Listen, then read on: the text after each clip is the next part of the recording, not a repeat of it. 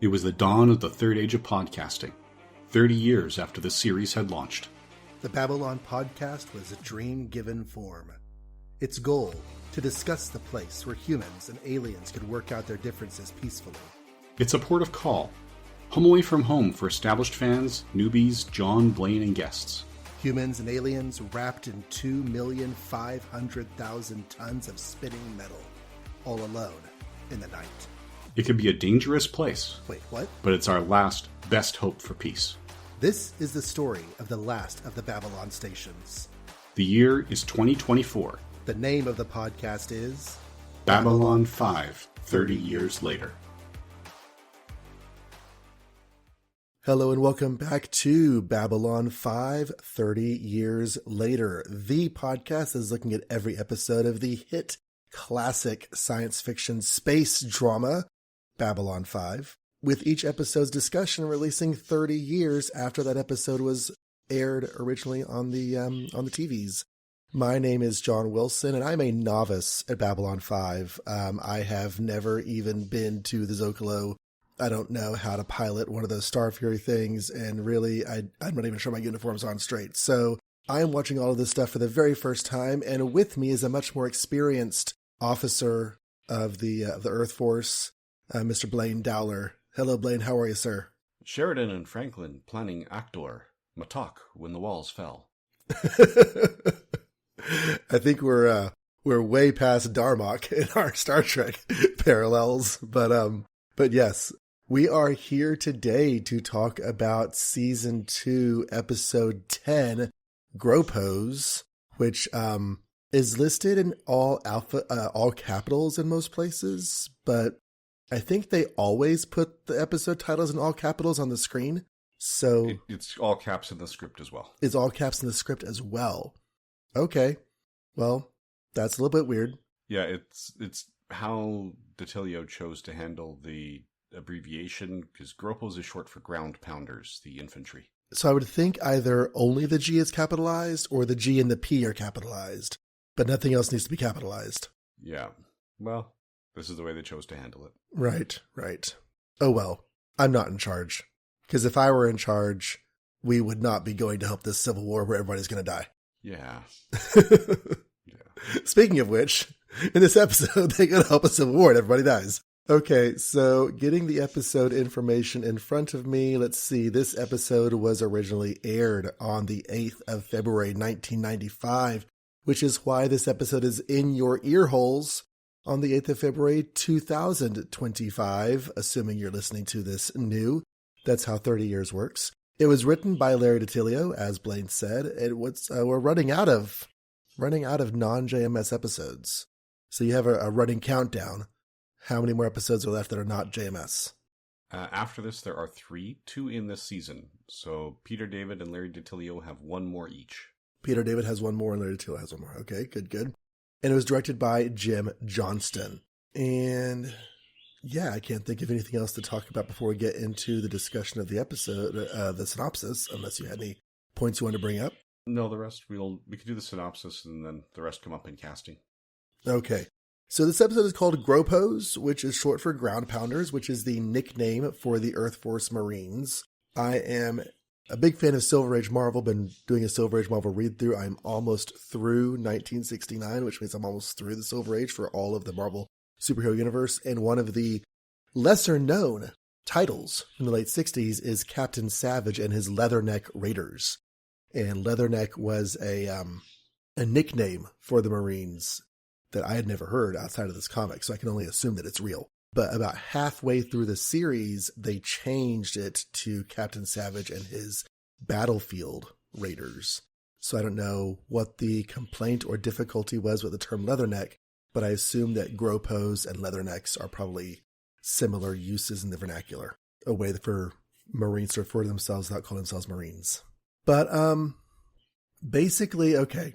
Google says that the term leatherneck was initially used as a term of ridicule by sailors because the soldiers had a leather stog worn around the neck by both American and British Marines.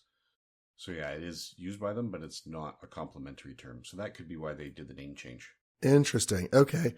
And that's possible that might have been brought up in the letter columns. That I don't read the letter columns because it takes so much time to read the text versus the comic. So I'm wondering if that was actually discussed in the book. It's funny because Captain Savage was a sailor who was brought over and put in charge of a Marine unit. And his second in command is not too happy about that whenever they first start out.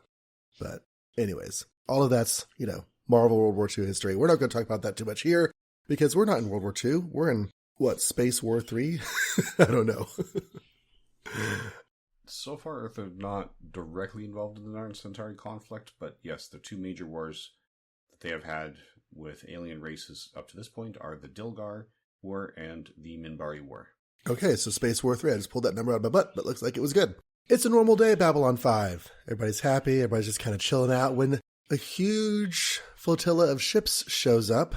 There is a General Richard Franklin who comes aboard and talks to Captain Sheridan and lets him know that he has 25,000 Marines who need to be billeted on the station which was not designed to hold anywhere near that many people.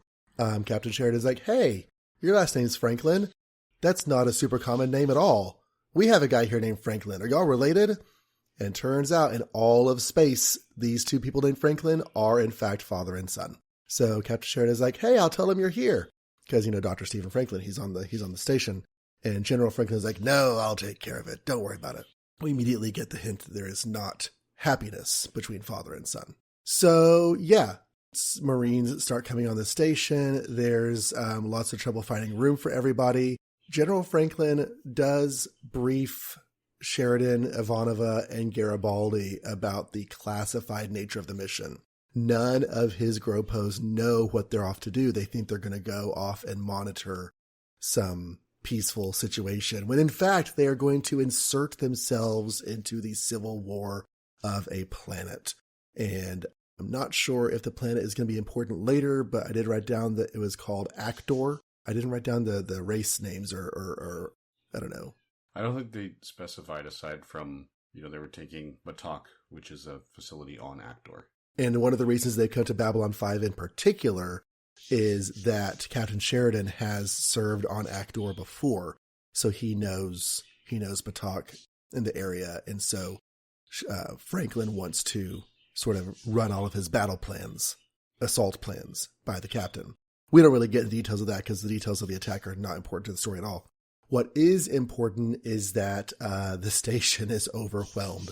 Remember Warren Keffer? Remember the new guy for season 2? He's been in 2.5 episodes. Yeah, he's in this one. He goes to his quarters and is met by two other Marines, a very large guy named Large and a second guy named Yang. And Keffer is not too keen on them being in his bunk, and he starts talking some smack, and Large stands up, which is about all he really needs to do to make his presence known. And Keffer makes some sort of, because Large is like, is there going to be a problem? And Keffer looks him up and down and is like, I got to go get a ladder. And then, we could talk about this face to face. And Large likes the attitude. So he laughs and claps Keffer on the back, and they sit down and start trading war stories. Let's see. We go to, they don't call it sick bay. Is it med bay? Med lab. Med lab. They go to the med lab, and Ivanova brings in some people to bunk in there. Dr. Franklin is not pleased about this. He complains. His father shows up, and they, actually, that might be two different scenes. But in any case, Dr. Franklin does end up talking to General Franklin, and things seem tense but cordial at first, until the fact that Dr. Franklin spends a lot of his medical expertise on aliens, non-humans. And General Franklin feels that he should spend a lot more of his time working on his own kind, helping humans and humans only. And Franklin tosses out a rather barbed comment about, if you spent more time trying to understand them instead of trying to murder them, then maybe you'd feel differently. And the dad is not pleased to hear this, and he goes off in a huff. So let's see. There is a bit where Delenn is on the station. She is concerned about all the people. She's talking to Garibaldi. He says it's only going to be for a few days, and he goes off, leaving Delenn alone, surrounded by a whole bunch of Marines. And a couple of them decide to pick a fight because Delenn is a Minbari, and 10 years ago we fought a war against the Minbari, and a lot of these Marines are veterans of the previous conflict. So they start harassing Delenn, pointing out the fact that she shouldn't have hair if she's a Minbari. Why is she trying to look human? Ironic fact that the man pointing out that Minbari shouldn't have hair, he himself has no hair. But basically, they're about to harass her, and there's even some grossness to the assault implied in the dialogue and in the comportment of the men. When another Marine, who we're going to learn is named Elizabeth Durman, she goes by Dodger. She sort of inserts herself and tries to stave them off. They're not listening to her, so she punches them in the face, and that starts a big old fight. Garibaldi gets involved. Because Delenn escapes and tells Garibaldi, hey, there's problems back there. So Garibaldi gets back there. Big old fight gets brought to a halt, and the sergeant, or whatever his rank is, who's in charge of all of these guys, he's basically one of those classic drill sergeant types. He's always yelling orders at them and, tossing snide insults to keep them in line. He wants to know who threw the first punch. No one is willing to confess. He's like, fine, all of you are going to go in the brig. But Garibaldi pulls him aside and whisper. We don't hear exactly what they say, but the sergeant comes back and says, all right, we're going to overlook this for now because Garibaldi asked us to, but better not be any more problems. So this sort of attracts Dodger's attention toward Garibaldi, and they end up having a bit of a date and a romantic interlude in his quarters. But he brings that to a halt because he's had a lot of relationship difficulties lately. And right in the middle of the making out, he starts doing a bunch of word vomit, telling you way too much information about his past relationships while she just kind of sits there and has to listen. But what it boils down to is he feels like he's always rushed into things too quickly and messed things up as a result. And he doesn't want to jump into bed with this lady on the first night that they've known each other. But Dodger, on the other hand, lives a very violent and transient life. And one night of human connection and feeling is all she can really hope for sometimes. That's all she was looking for. And she gets kind of embarrassed and upset that Garibaldi is making a big thing out of everything. So miscommunication on both sides leads to the end of the evening early on. Let's see what else has been going on. Franklin had a conversation with Ivanova about how his relationship with his dad is always so tense. Of course, she has recently lost her dad, so she's very sympathetic, but she recommends that he try again, that he try to reach out to his dad. So Franklin goes to the briefing room where General Franklin and Sheridan are talking about stuff, and his dad rebuffs him because his dad is still angry about the earlier murder comment. What else? They eventually do meet back up in Franklin's quarters, and I think it's General Franklin. I think the son comes to see the dad, and they do talk briefly. Oh, because earlier, after General Franklin rebuffed his son in front of Captain Sheridan and he had a conversation, and Sheridan sang the praises of Dr. Franklin, and that possibly helped General Franklin to calm down a little bit. In any case, he and his son have a hesitant conversation that eventually does reaffirm their mutual respect and love for each other, that even though they may disagree, that they are together and they are family. And Dr. Franklin really should call his mom and sisters more. So let's see what else. Keffer and his new friends, Large and Yang, are in the Zocalo having drinks. The same jerkwad who started the fight earlier shoulder butts Keffer and makes and spills his drink, or maybe the other way around. In any case, he takes a dislike to Keffer, and Keffer tries to talk his way out of it because he tries to, camaraderie and camaraderie and buddy up with the guys and, hey, we're all good. But no, this guy's just stirring for a fight again. So another fight breaks out the night before the mission. And yeah, the next day, everybody is marching through the halls, getting ready to ship out. Garibaldi finds Dodger, and they have a brief, everything's okay, I'll see you when you get back, hopefully, kiss. And it's a really fun moment because the sergeant is standing there, Dodger, get back in line. and he turns around because he thinks she's getting back in line, and she jumps back over and kisses him some more. And so whenever he tells Dodger to get back in line again, she does. And then he gives Garibaldi yeah, okay, you got what you wanted. Move along now. It's sort of a half smile. Anyways, it was fun. So they go off to do their mission, and it is only then with the news broadcasts that the rest of the station, in fact, human culture at large, finds out that this conflict that we had been taking an official stance of neutrality and separation from, we have actually inserted an armed force, and we do successfully help the taking of the city. Was it Martok or Mabok? I think Matok. Matok. But at the cost of a very large number of the Marines. We see Garibaldi and Keffer both look over the casualty list. Garibaldi looks at it, hands it to Keffer in disgust, and walks away. Keffer looks it over, and as he's looking it over, we get a shot of several bodies laid violently out, and we see the faces of all the people we knew. And our last shot is Keffer standing there forlornly with the list at his side, just kind of staring off at the... Yeah, he's just kind of glazed over looking into the far distance. Yeah, at the futility of everything. So, yeah, I don't know if I missed anything. I think you hit the major points for the plot. So, now if you've been counting, we've said before that Babylon 5 had the budget for 4 major speaking roles per episode. And so our 4 would be General Franklin, Dodger, Large, and Yang, except we also have the Sergeant, who I'm looking here, looks like his name is Plug.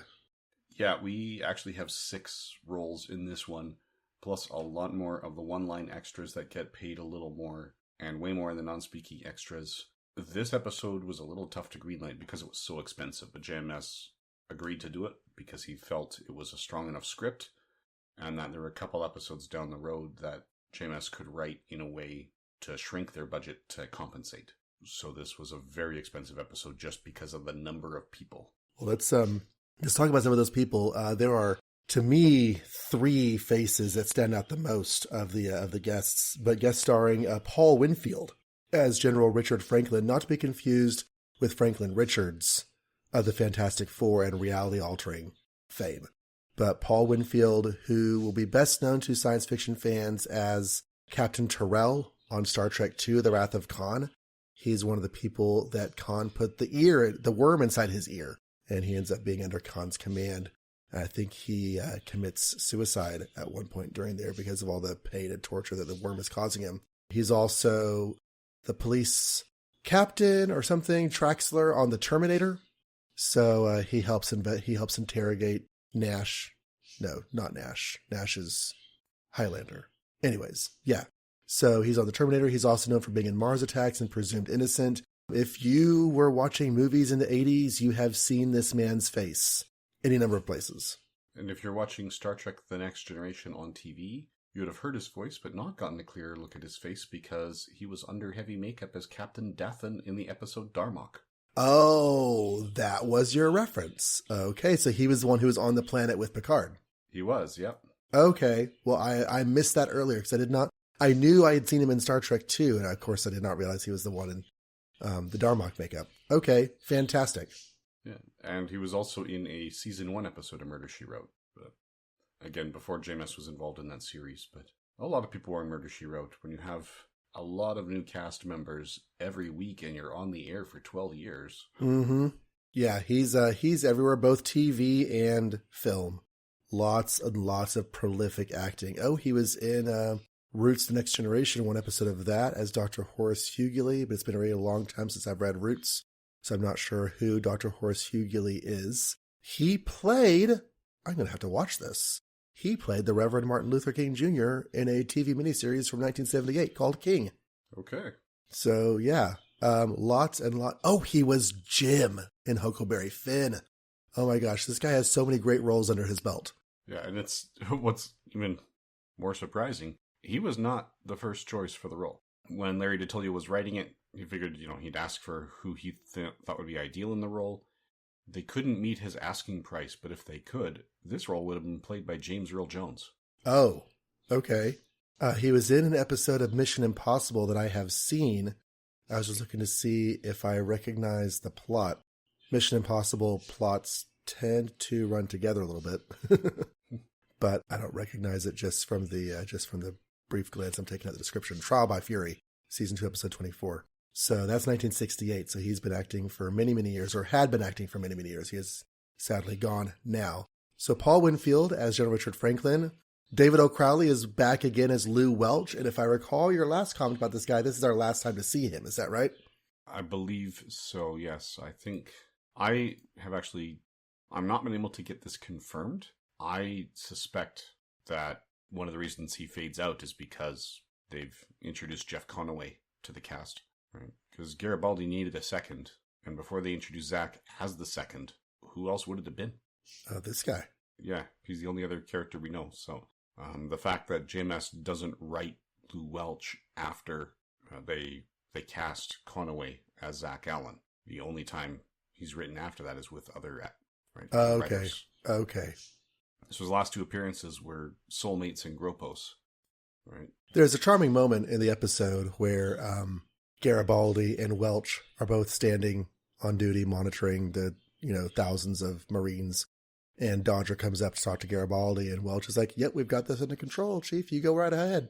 Basically giving Garibaldi the okay to go have a social life with this attractive young woman who wants to talk to him. So it was nice. And there's a nice follow-up later when Garibaldi feels he has to check in right before things get really hot and heavy. And Lou Welch is there, and, they are picking up unconscious people. There's definitely things going on. And he's like, nope, real quiet, real boring. You go have fun. So apparently Welch is a good wingman. Ryan Kutrola plays the sergeant whose name is Sergeant Major Plug. He is one of those faces that you've seen. He has a very memorable smile. He's been in Mad Men. He was in 6 episodes of that. He's been in a season or 2 of 24. He was in Changeling. He was in Hot Shots. Scrolling down the list to see what else I recognize that he's been in. I don't know him from Sons of Anarchy, but he was in Sons of Anarchy. It may also be worth noting that Changeling was JMS's first feature film script. Oh. That was produced. Okay, he was Gene Hofstadt on Mad Men, who, if I recall, was the agent that they had to let go because he was he drank so much that he was actually having blackout moments. He the character wet himself in a blackout once, and the main character, John Hamm's character, is like, we have to let you go if this happened in front of a client. And of course his character is like, I'm good. I can do this job. I can do it. But it's humiliating, of course, to realize you've drunk yourself into the inability to hold a job. But I think that's who the character is, based on the fact that he was in early seasons and then again in a later season, because he does come back once later. Looking to see what else. The ones that are jumping out at me, that are things that I know I've seen. So he was actually the chief of police in the Gus Van Sant remake of Psycho, which I haven't seen but I'm aware of. He was in the 2nd episode of the 9th season of The X-Files. He was also in an episode of Millennium and an episode of the 1998 Mike Hammer Private Eye. He was in an episode of Alien Nation, which is one of those shows that I keep on meaning to watch but have not done so yet. Yeah, it is worth watching. It is enjoyable, yeah. Alien Nation and V are both on that list. Oh, yeah. The V miniseries are both definitely worth your time, and the relaunch series is worth your time. I haven't gotten to the original V the series, which lasted 18 episodes, partly because I've owned it for 15 years, but the reviews I'm hearing about it are not pushing it high on my priority list. Well, I did listen to Shag's miniseries of Once Upon a Geek episodes about V, so I feel like I have a pretty good grasp on the pros and cons, but I still want to see it. Yeah. So that brings us to Ken Foree, who played Private First Class Large. And let's see. I see him listed as being known for Halloween, the 2007 Halloween, as Big Joe Grizzly. Now, I believe that is the first of the... Is that the first of the latest run of Halloween films? It could be. I've heard Paul Spataro talk about it on Is It Jaws, but I haven't actually watched them. No, this is not that one, because this only has 6 stars. This is not the one that brings back what's her name? The original actress who plays herself as an older person. Jamie Lee Curtis? Jamie Lee Curtis. Yeah, this is not that one. So Okay.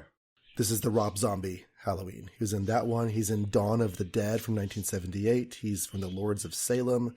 He's from Beyond. I'm scrolling through his list to see what I know, and I'm not seeing a lot. I'm seeing a lot of horror films. Okay. I'm seeing a few things that I know. Maybe you just haven't scrolled down to the 80s yet, because he's on Hill Street Blues, T.J. Hooker, Remington Steele, The A-Team, Benson. The X-Files. Yep. He was in The List, Season 2. He was in Scarecrow and Mrs. King with Bruce Boxleitner as Agent Lambertson. He was in The Flash. Yeah. The original series of The Flash, not the new Flash. Yes, with the Danny Elfman theme music. Yes. He was in an episode of Quantum Leap. So a lot of stuff where I may have seen him, but don't remember seeing him. Yeah. We've got Knight Rider. We've got Moonlighting, L.A. Law. He's got a very distinctive look. So scrolling through it, he's a lot of prisoners and a lot of police officers. Mm-hmm. He's policeman number 1 on an episode of Cheers. He's in Dallas. He's in Matlock. He's in True Blood, but the gang film, not the vampire series. Yeah. Oh, Due South as Macon Lacroix. I don't know if you are familiar with Due South. I don't know if I've even heard of it before. It started as a Canadian and American joint production. It lasted 4 seasons and was canceled 3 times.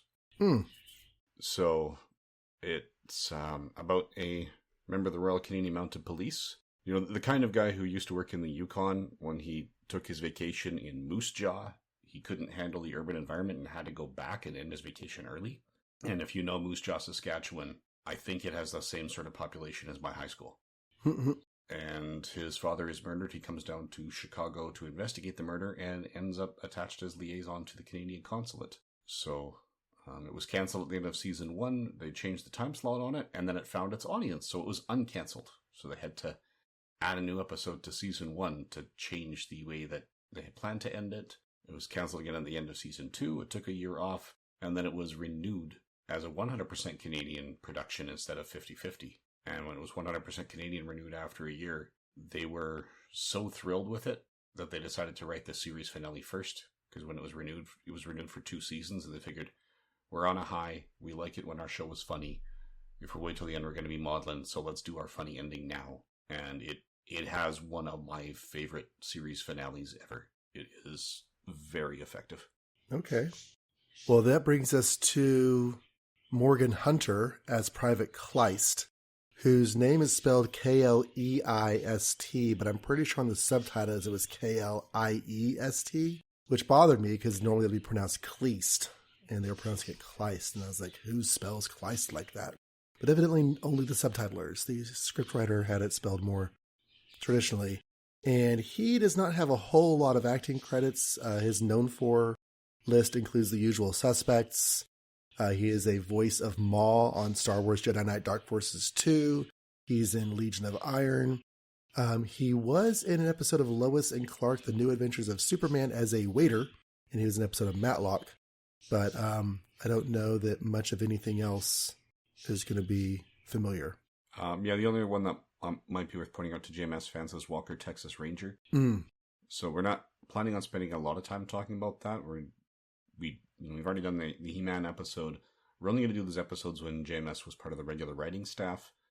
But a friend of his was the showrunner on Walker, Texas Ranger, and he asked JMS to help set the tone for the series. So we ended up writing 1 episode and helped more with the writer's Bible.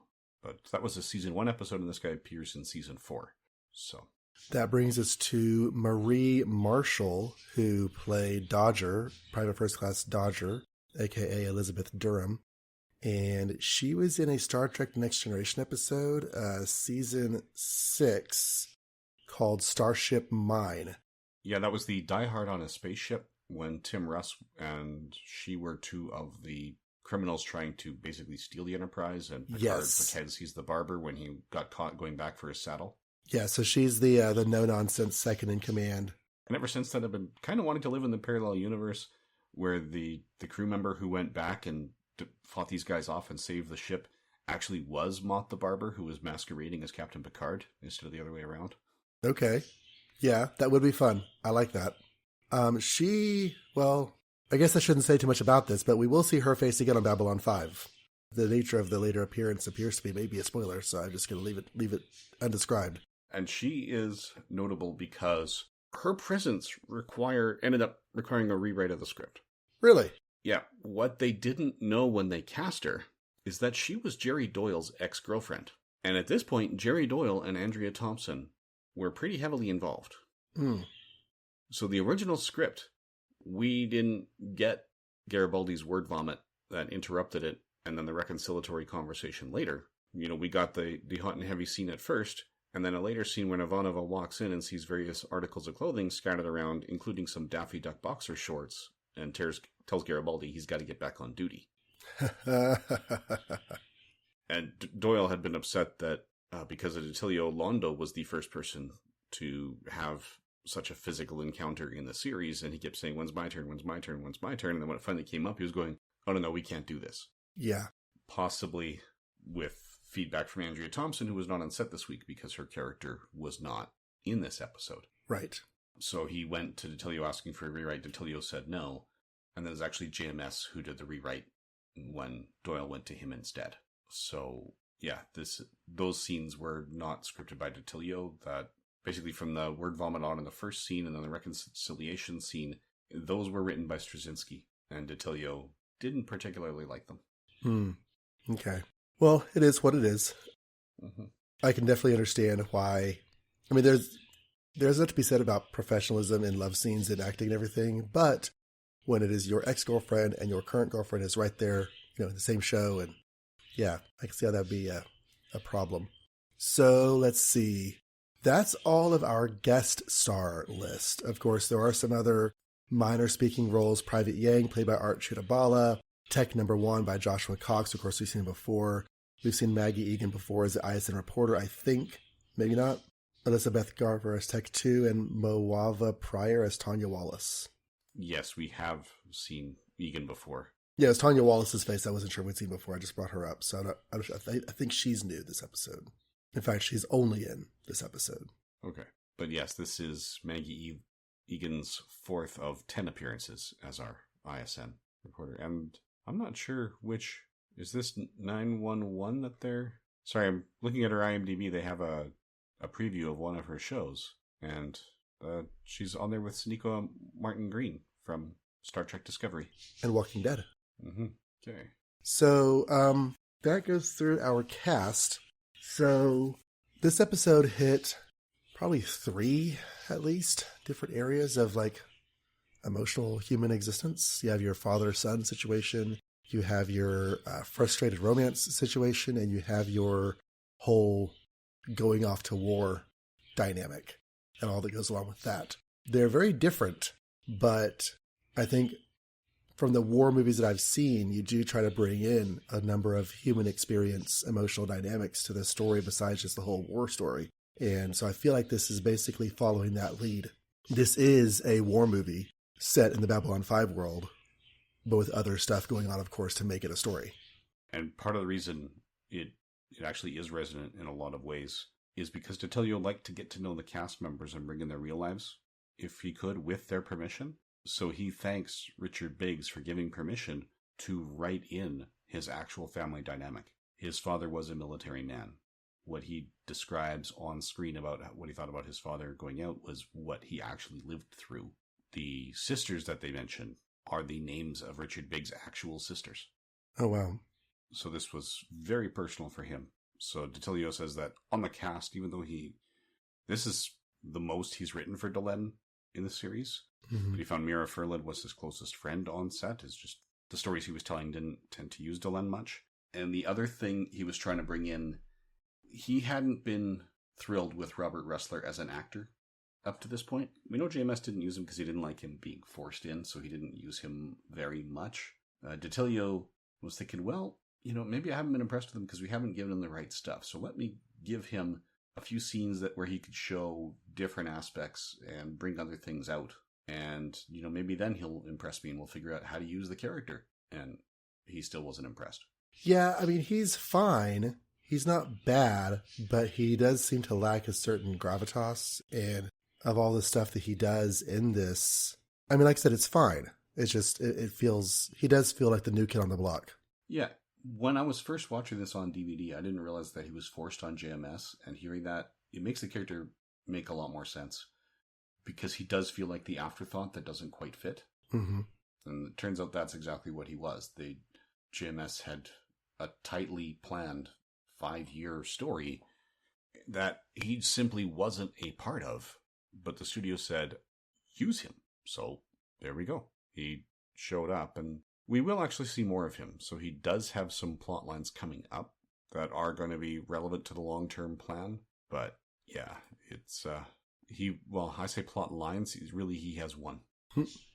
So he does have a story arc coming. But yeah, this is his third actual on-screen appearance. He only has 3 more. Yeah.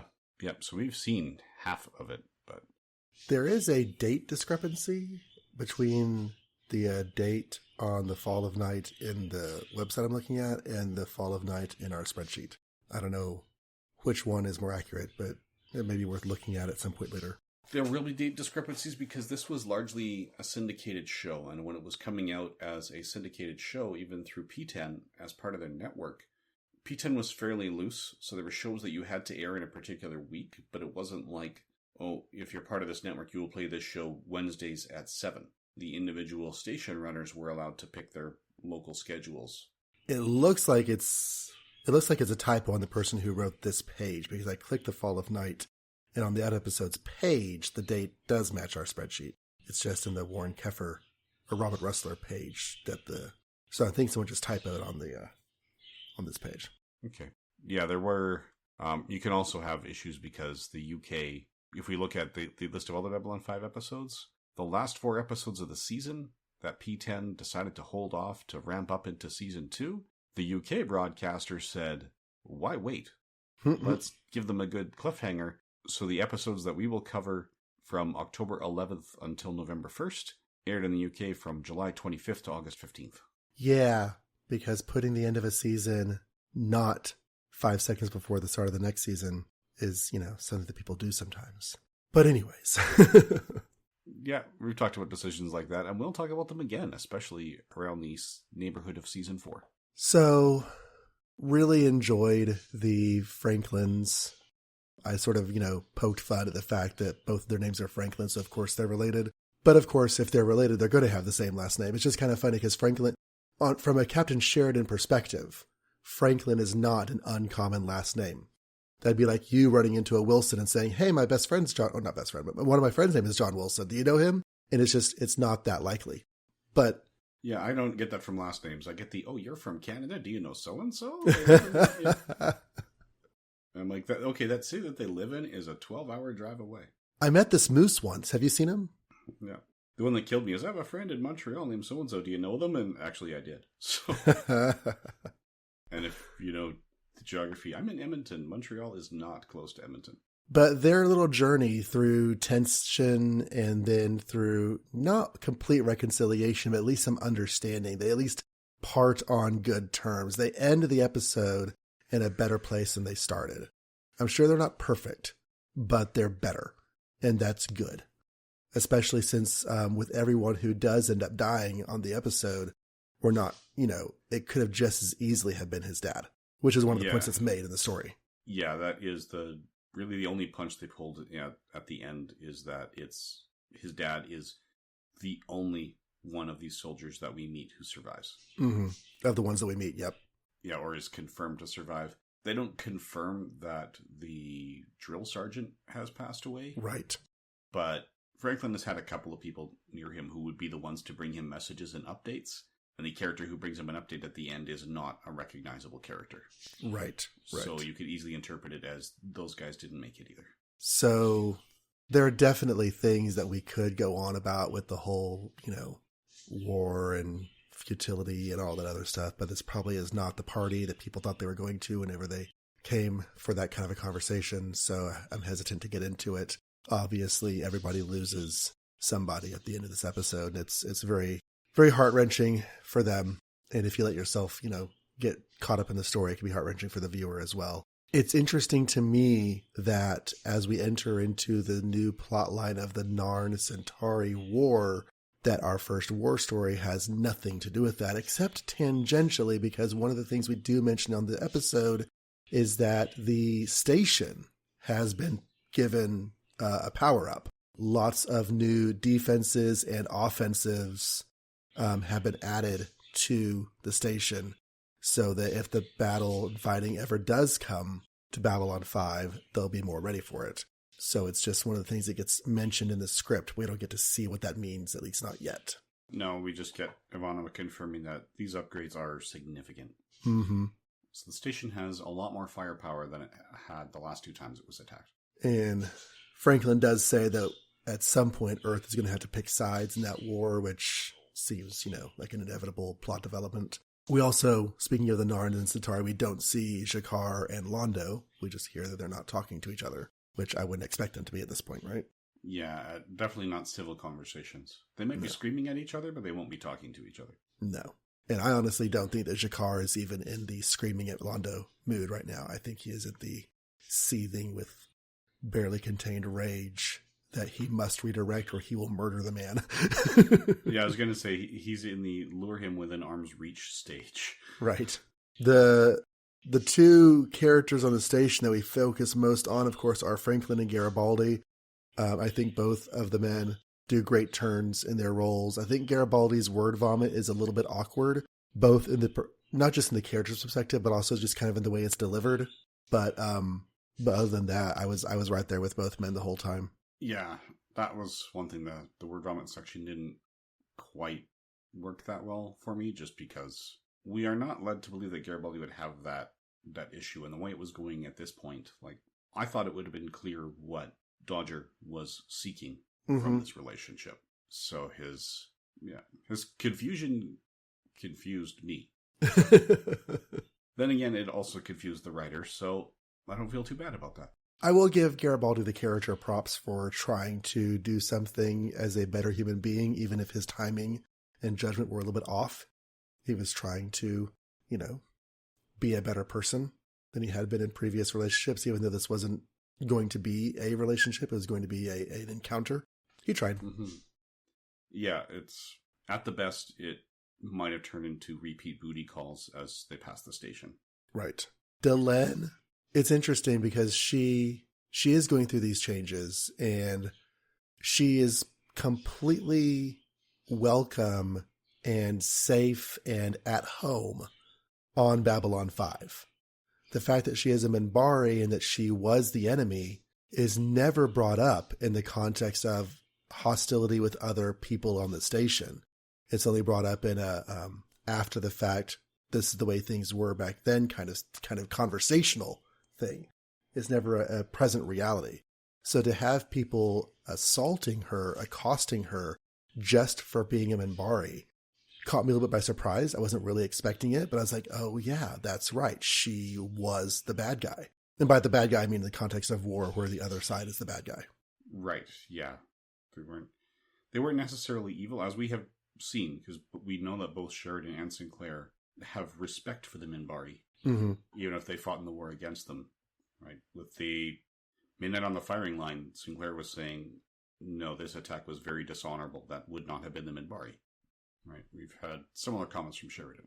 But I think that is an important piece to keep in mind, that people would be thinking that way.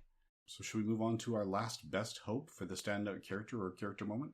Yeah, so our last best hope is where we talk about something that stood out from the episode, whether that be a character or a scene with a particular character. And what are you looking at for this episode?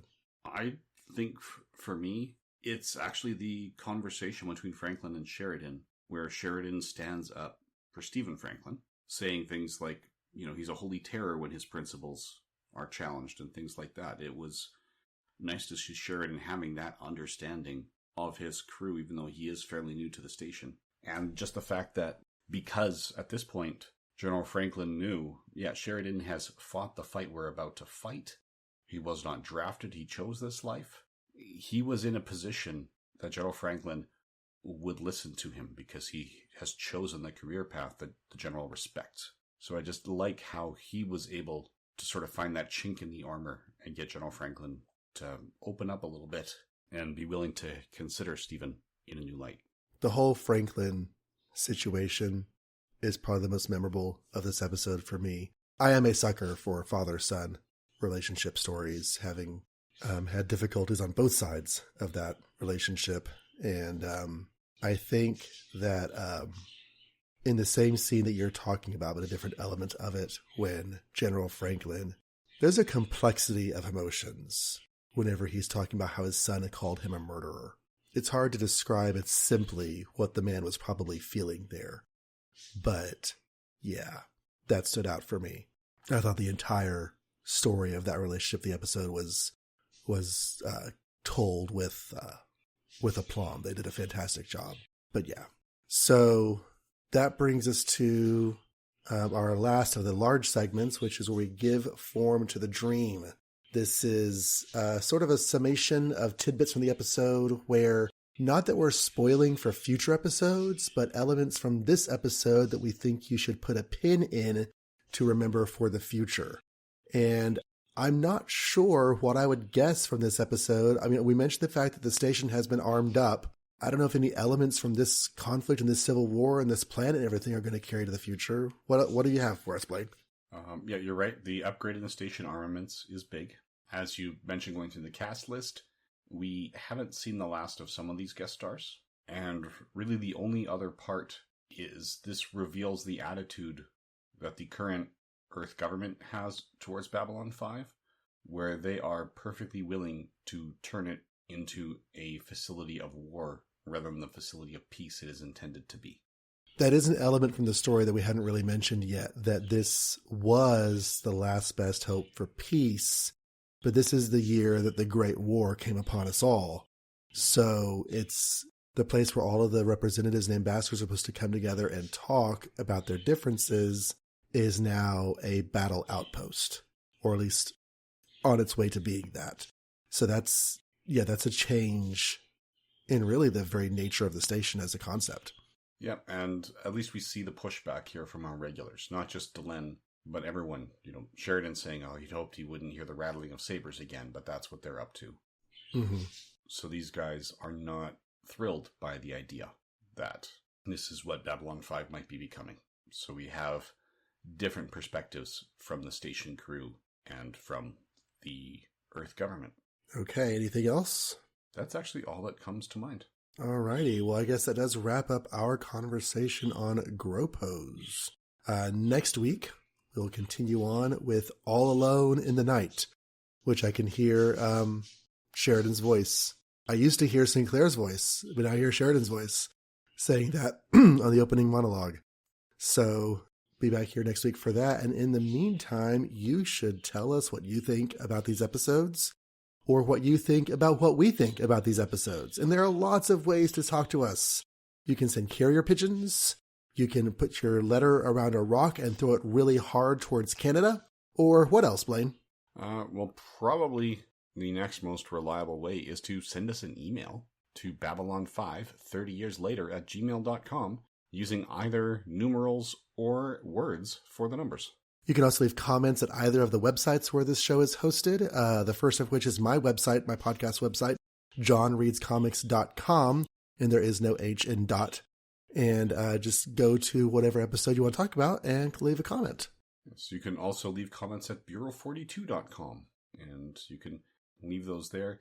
I will ask, if you are going to give a spoiler-heavy comment, you not leave it at John Reads Comics, because John reads those, and as we know, it's his first time through. John Reads Comics and John Reads Comments, so be careful. You can also leave us a review. We love to see people talking about us on reviews, because that is something that other people will see. We will read those and thank you for them on our feedback segments. We do check Apple Podcasts as a matter of course. So if you would like to leave a review at another podcatcher, fantastic. Thank you so much. Just if you want us to read it and acknowledge it on the show, drop us a line somewhere saying, hey, I left you a review over here, and we will go get it. Yes. Okay, and then the last place to leave your comments is on our YouTube posts. So I was manually creating them at first, and then I found out, or they added the feature, I'm not sure which, that our Acast podcast host can automatically post to YouTube. So everything is there immediately. All right. The episode is done, so please be back here next time for All Alone in the Night. And until then, thanks for listening. And good eating to you.